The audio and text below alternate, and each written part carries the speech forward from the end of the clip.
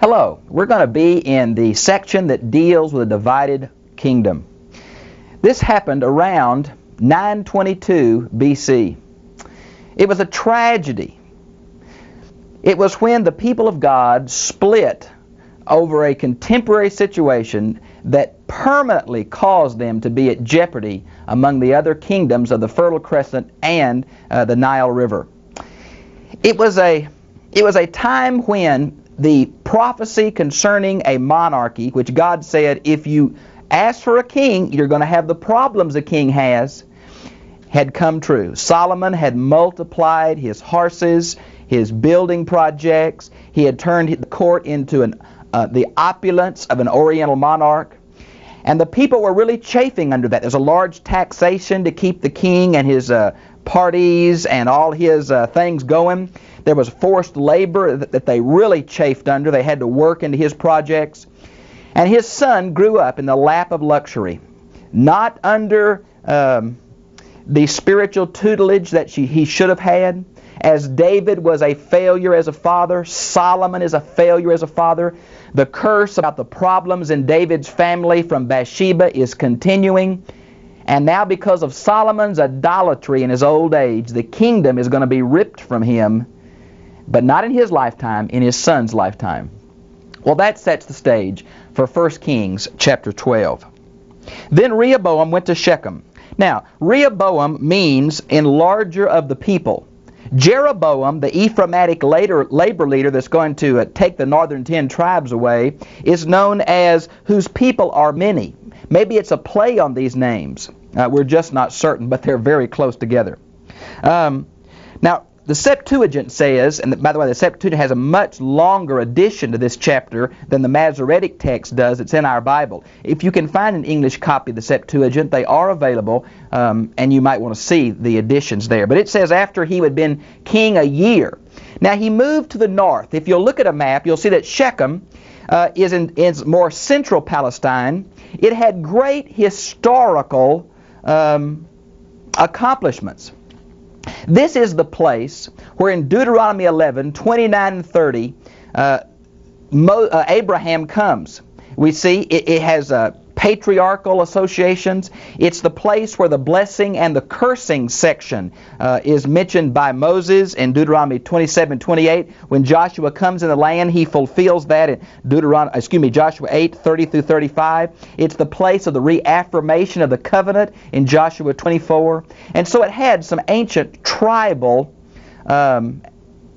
significance. Some say he went there to try to get the northern 10 tribes to follow after him. Now, of course, he had been anointed in Jerusalem, but now he was going north to try to get the other people to follow after him. And this was in the land of Ephraim. Now, Ephraim was the rival to Judah as far as power and preeminence and prestige. And there was always a tension here. Let me give you some of the reasons for it. Number one, the blessings of Joseph in Genesis 49, 22 through 26, and the blessings of Moses in Deuteronomy 33, 13 through 17, mentions the priority and the wealth of Ephraim. Also, its central location, fertility, and the size of the tribe added to this. Also, the fact that Shiloh, as well as Shechem, two ancient holy sites were there. This was the first site that the tabernacle was set up in the Promised Land and stayed there for many, many years, Joshua 18:1. There are many godly leaders from the tribe of Ephraim. Joshua, Deborah, Gideon, Abimelech, Samuel. And so you see there was a real rivalry between Judah and Ephraim, and apparently this is what caused some of the tension. For all Israel had come to Shechem to make him king. Now I really think they came there for that purpose. By the way, the word Shechem means between the shoulders. It seems to mean the valley between the two mountains, Mount Ebal and Mount Gezerim, where the Levitical singers sang the curses and blessings of Deuteronomy 27 and 28. One of them is going to be fortified for the later capital Samaria. Now notice where it mentions here, now it came about when Jeroboam the son of Nebat heard of it. Now heard of what? Well, There's been some discrepancy here because if you look at your Bible, the little parenthesis that follows that mentions that he had fled to Egypt. Now look back at back 11 verse 40. Solomon became afraid of him because he was such a dynamic leader, and Solomon knew that apparently God was going to take the kingdom from him, but Solomon tried to stop it by killing this man, and he fled to Egypt. Now the Septuagint says that he married Shishak's daughter. We know that Shishak was Pharaoh and apparently protected him for a long period. When Solomon died, he either heard of Solomon's death and returned, or he heard of the coronation of Rehoboam at Shechem and returned. Now there seems to be a problem in the Hebrew text. If you'll compare verse 2 with verse 20, there's some doubt about when he arrives. Did he arrive here and talk to Rehoboam initially, or did he hear about the tribes deserting and came later? They called him out of Egypt. Well, some have said, and by the way, the Septuagint omits the word Jeroboam in verses 3 and 12. And if that's true, it would solve the problem. We don't know why it's included in the Masoretic text at verse 3 and 12. It probably shouldn't be. Now, so he's in Egypt. He's a very dynamic labor leader for the tribe of Ephraim under Solomon, and had fled for his life when Solomon tried to kill him. Very fact that Solomon tried to kill him shows Solomon's lack of faith. Can you thwart God's hand by trying to kill someone? No. Well, that's what Solomon had did. But Solomon had got so far from the God in his last days, it's not surprising. Then it says, and Jeroboam and all the assembly of Israel. The word assembly is the Hebrew word kahal. It's interesting because the authors of the Septuagint, the Greek translation of the Old Testament, somewhere around 250 BC, for the library at Alexandria, Egypt, so tradition says, used the word ecclesia to translate this Hebrew word kahal. Now, of course, the early church picked up on ecclesia, ek out of, kaleo to call, so the church means the called out ones, and they used the very term that translated this word congregation or assembly of Israel. What they're saying is we are the people of God still. They saw themselves as that and picked this word for that reason. Now, they came to Rehoboam saying, your father made our yoke hard.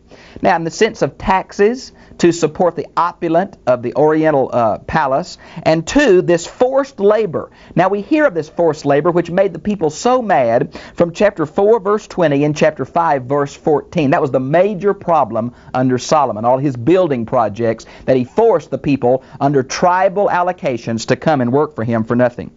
Therefore lighten the hard service of your father, this heavy yoke which he has put on us, and we will serve you.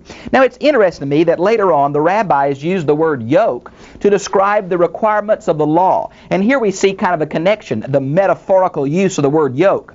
I think it's interesting when Jesus said, take my yoke upon you and lean on me, he's not saying there are no requirements under the new system of Christianity, but that they are be custom made, like a custom made yoke for an ox. And though pulling still had to be done, it fit the shoulders well. What they're saying here is, we're chafing under your father's heavy servitude. And that's the idea. So he said, depart from me for 3 days, then return to me. Now some say he wanted to send back to Jerusalem to get his counselors, either the older counselors under his father Solomon, or the younger men he grew up at court with, and we're going to see that later in the text. It would take them maybe 3 days, a day to travel, a day to talk to him, and then give them a chance to come back. And King Rehoboam consulted with the elders. Now the word elders here would mean the older tribal leaders. We first see them when Jethro encourages Moses to use them as judges in the Exodus period. And remember that Israel was a voluntary association of independent tribes. And when the problem of the monarchy came so heavy, that's why it started to fracture. And so here we have these tribal leaders, and Solomon was very conscious of the need for wise counsel, and these were his men. So he asked them about this, and they said, son, if you'll take your time, if you'll listen to the people at this point, if you'll speak to them kindly and reduce some of the things that your father, the excesses of your father, they'll serve you all of their days and your days. But if you don't, there's going to be trouble. Well, the young king, now there's some question about how old he is, because he's going to really play dumb. The Septuagint in chapter 14:21 says he's 41 years old. And that seems to be repeated in 2 Chronicles 12:13. But The Septuagint says he is 16 years old. As a matter of fact, 2 Chronicles 13:7 says he was a young man, maybe impetuous. Maybe the reason he did this because he was so immature. Because he is really going to play the fool. He goes to his young men who grew up at court with him. Some say it was his half-brothers or the people in other members of the family. I don't know. It was obviously young men who grew up with him, and they gave him just the opposite advice. And he listened to the young men. They said, go ahead and tell them how it's going to be, and they won't mess with you from then on. You're a strong person. Just tell them the way it is. And so the young king takes their advice. And he's going to say, if you think my father was tough, you haven't seen nothing till you see me. And he spoke harsh words to the people. And the people said, forget it, fella. Just leave us alone. You do your own thing in the south, we'll do our thing in the north. You leave us alone. And boy, it sure backfired on him. Some see in verse 10 where the young men say, you shall say to the people who spoke to you, saying. They see here in this repetition of the word saying, their negative view of the people's words to Rehoboam when they first spoke to him. And that may be so. Notice in verse 10 it says, my little finger shall be thicker than my father's loins. Well, there's the idea he's just making real hard words, saying, you think my daddy was tough, you haven't seen nothing yet. And then in verse 11 where it says whips versus scorpions, the rabbis say that scorpions are scourges. And of course it's not literal scorpions here, so it seems to be beatings or whippings, used in the sense of, you think my daddy was hard, I'm going to be harder than that. Now, he had no rapport with the people. He didn't understand the common man's burden and lifestyle. He grew up in the lap of luxury and apparently made no effort to try to understand or to be with the people as David had. Now, in verse 12, then Rehoboam and all people came to... Then Jeroboam and all the people came to Rehoboam on the third day as the king had cried out. Now remember, Jeroboam probably shouldn't be here. I think the Septuagint probably solves the problem well in just leaving the word Jeroboam out of 3 and 12. The people came to him, and after the king spoke harshly to them, they sent to Egypt for Jeroboam. Seems to be the true historical occurrences. And the king answered the people harshly.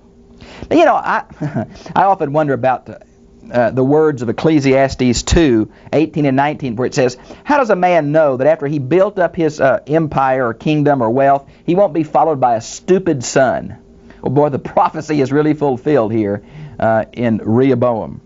Now, let's see. Okay, verse 15. So the king did not listen to the people, for it was the turn of events from the Lord. Now that is very interesting to me. For obviously God was involved in this. For we realize back from chapter 11, verse 12, that God was going to take the kingdom from Solomon during his son's lifetime. And so here we have the hardness and the stupidity of the young king. Not that God forced him to do it, but God knew he would do it and acted on it. That's very similar to what God did with Pharaoh, what God did with Judas Iscariot. God doesn't force people, but of course God knows the end from the beginning. All of history is present before him, and he knew how this young king would act, and he spoke ahead of time, and it was fulfilled in history. Many places throughout this occurrence, I put it in your notes, God shows that he's in control of the destiny not only of Israel, but all nations. Now, then all Israel, this is the first use of that term in verse 16, not to describe the entire people of God, but to describe the northern 10 tribes. Now the northern 10 tribes go by 3 names: Israel, Ephraim, and Samaria.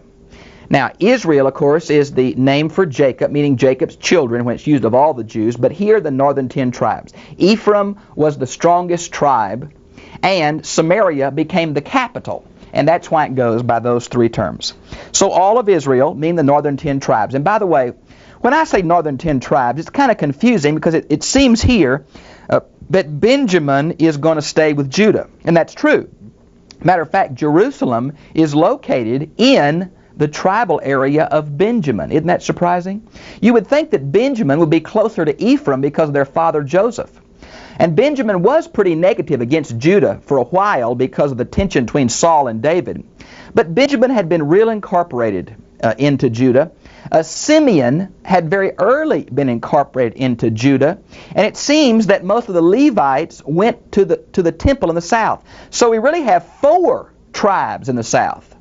Now, why it's only called the two tribes, I'm really not sure. Simeon is already incorporated. Most of the Levites went to the south. And so it's really, now there's 13 tribes because Joseph is split into Ephraim and Manasseh.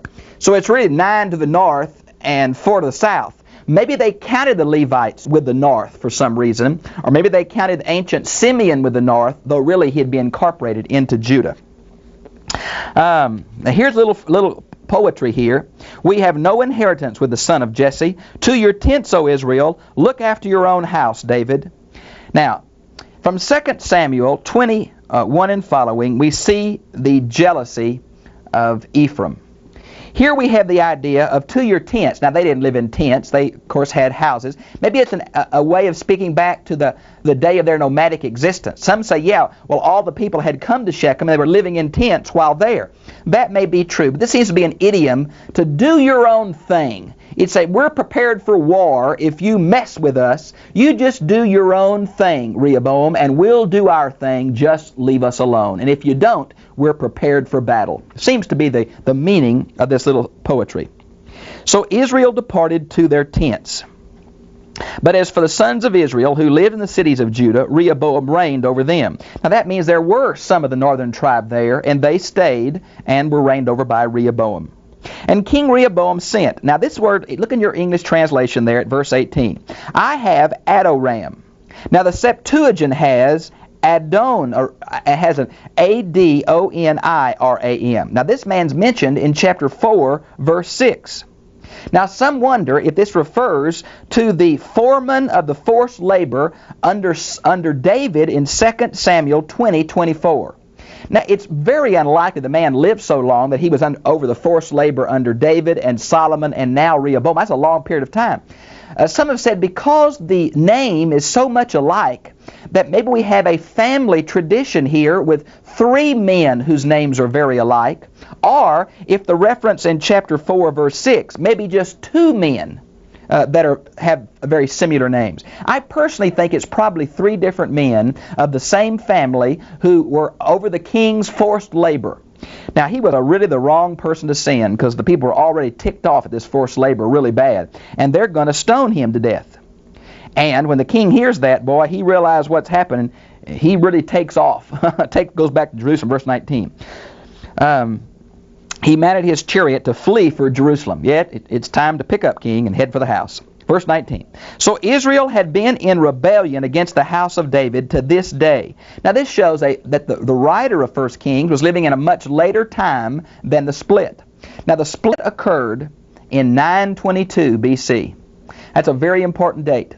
That's when the kingdom forever is split until the return after the Babylonian exile in 538 BC when they're finally united again. But most of the northern 10 tribes will be lost in the Assyrian exile of 722 BC. So it was a very large historical event in the life of the people of God. And later on, the book of Hosea is going to condemn it as being out of the will of God. Now in verse, verse 20. And it came about when all Israel heard that Jeroboam had returned, and they sent and called him to the assembly and made him king over all Israel. Now who that's referring to? Jeroboam, this charismatic northern labor leader who Solomon had tried to kill, who the king of Egypt had apparently taken under his protection. He was a strong leader. Apparently he had married maybe the sister of Shechem. It was obvious that he was the man to lead. Now Rehoboam had come to Jerusalem. He assembled all the house of Judah and the tribe of Benjamin, 180,000 men who were warriors, to fight against the house of Israel, to restore the kingdom to Jeroboam and his son, the son of Solomon. But the word of the Lord came to Shemaiah. Now this prophet's not mentioned again, but he was a man of God. That's the common title for prophet in the book of Kings. And he's going to speak to Rehoboam and say, don't do this. Go to your rest, the people of God. So they listened to the prophet. They did not cause a civil war, and that settled this. Let's see now. Verse 24. Thus says the Lord, you must not go up and fight against your relatives, the sons of Israel. Return every man to his house. Notice not his tent, his house. For the thing has come from the Lord. All history is in the hands of God. Let me give you just a few references if I could. 1 Kings 11:12, showing that God is in control of history. 1 Kings 14:7 and 8. 1 Kings 16:1 and 2. 1 Kings 21:20 and 21. 2 Kings 9:7 and 8. Hosea 13:13. God is in control of history. This thing is in His will. So they listened to the word of the Lord and returned and went their way according to the word of the Lord. They were still obedient to God when they understood clearly His will. Now, verse 25. Then Jeroboam, now it says built Shechem, but probably rebuilt Shechem is more important. There was a city there. He fortified it in the hill country of Ephraim and lived there. And he went out from there and built Penuel. Now, Penuel is a city on the Transjordan area, on the eastern side of the Jordan. And, of course, this was a very strong military area, so he rebuilt it up to kind of protect his eastern flank. It was on the Jabbok River. Remember, that's where Jacob wrestled with the Lord. Now, verse 26. And Jeroboam said in his heart. Now, this "said in your heart" is a Hebrew idiom to mean say to yourself. The word heart is the center of the personality. It's the center of intelligence and volition and joy. Now, it's usually the Hebrew word mind here. We translate some, but the idea here is in his heart, to himself. The rabbis say that this word is synonymous with the term yetzer, which means the intent. And it's also used in a negative sense for an evil person or a righteous sense for a godly person. Let me give them to you. The evil is seen in Genesis 27:41, Esther 6:6, and Psalms 14:1. The good intent for a godly person is seen in 1 Samuel 1:13, 27:1, and Daniel 1:8. Now the kingdom will return to the house of David if this people go up and offer sacrifices in the house of the Lord at Jerusalem. He was afraid the kingdom would revert back to one monarchy if he let his people go to the temple and worship. So he is going to do what later becomes a terrible thing. At first it is not condemned, but later on it is. We don't hear any condemnation of Amos, who spoke to the northern 10 tribes, but we do hear a condemnation of Hosea. Apparently what Jeroboam does to worship Yahweh is going to be twisted by the people into a worship of Baal. So he's going to make 2 golden calves. See it in verse 28? Now it says, the gods, O Israel, who brought you up from the land of Egypt. Now this is very similar to Exodus 32:4 and 8 of the golden calf made by Aaron. This very same phrase is used for the golden calf. Now the golden calf was not a foreign god. It was meant to be a representation of Yahweh. We learn from some of the ancient archaeological finds that this word can mean young bull. It was a symbol of Baal. It was also apparently a symbol of Yahweh, because we find them to supporting the laver in the temple. One of the faces of the cherubim is the face of a bull. And so maybe it was meant to be Yahweh, but it came to be identified with Baal worship. Now these 2 calves were wooden calves overlaid with gold. He's going to set one of them up at Dan and one at Bethel. Now very early the tribal allocation of Dan was to the very south, but they had migrated to the very topmost north. So from Dan to Beersheba became a proverb from the northernmost limit to the southernmost limit. So he set one up at Bethel, which is just about 7 or 12 miles north of Jerusalem, which would be very close to the southern border of the northern 10 tribes, and up to the very top of the northern 10 tribes, to give the people 2 places to go to worship Yahweh instead of Jerusalem. Now this thing became a sin, and the reason for that is it turned into Baal worship. You might want to see Hosea chapter 8 verse 5 and 6, Hosea 10 verses 5 and 6, and Hosea 13:2. It became a sexual fertility worship that perverted the people of God. And he made houses on the high places. Now this is an unusual thing about houses on the high places. These became worship centers. Whether they're a man-made mound or just on the hills, it's where they worshipped Baal. It became a real problem. He made priests that were not Levites to serve there. Levites apparently all went to the south. You may want to see 2 Chronicles 11:13 and possibly Judges 18:30. Okay, let's see. Verse 32. And Jeroboam instituted a feast in the 8th month on the 15th day. Now the Feast of Tabernacles, the 7th month, 15 day. Some have said, well, the harvest is later in the north. But that's not true. It's about the same time. Some say that the Feast of Tabernacles was not always done in the 7th month, but originally was done in the 8th month and later changed. Now, which of these is true, I'm not real sure, but it says here that it was to be like the feast in Judah. So maybe the date was the 8th month originally, but when Moses changed it in the Pentateuch to the 7th. And he went up to the altar, and thus he did in Bethel, sacrificing to the calves which he had made. There's a play on little phrase, which he had made, used over and over in verse 32 and 33, which shows this was not of God, it was of Jeroboam the first. It also shows that he was acting as a priest. You might see chapter 13, verse 1. And that, of course, was always prohibited by God. The king was never allowed to offer sacrifices, as Saul got in such trouble doing. So here we see the perversion of Jeroboam the first. Now, maybe he didn't mean to do that, but he certainly did it. And it became a real source of problems for the northern 10 tribes. Matter of fact, it's going to be the thing that causes their eventual fall, was their idolatry. It happened in a very political way, but it corrupted the worship of Yahweh.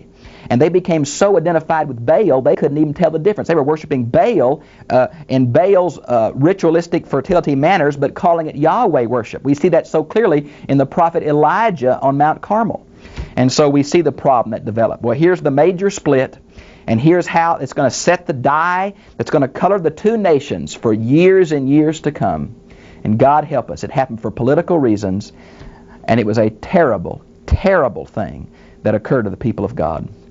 Well, I hope you'll look back through this. I hope the notes are helpful. I try to make them very detailed. I've really enjoyed being with you, and I'll see you again, same time, same place, next week. God bless you.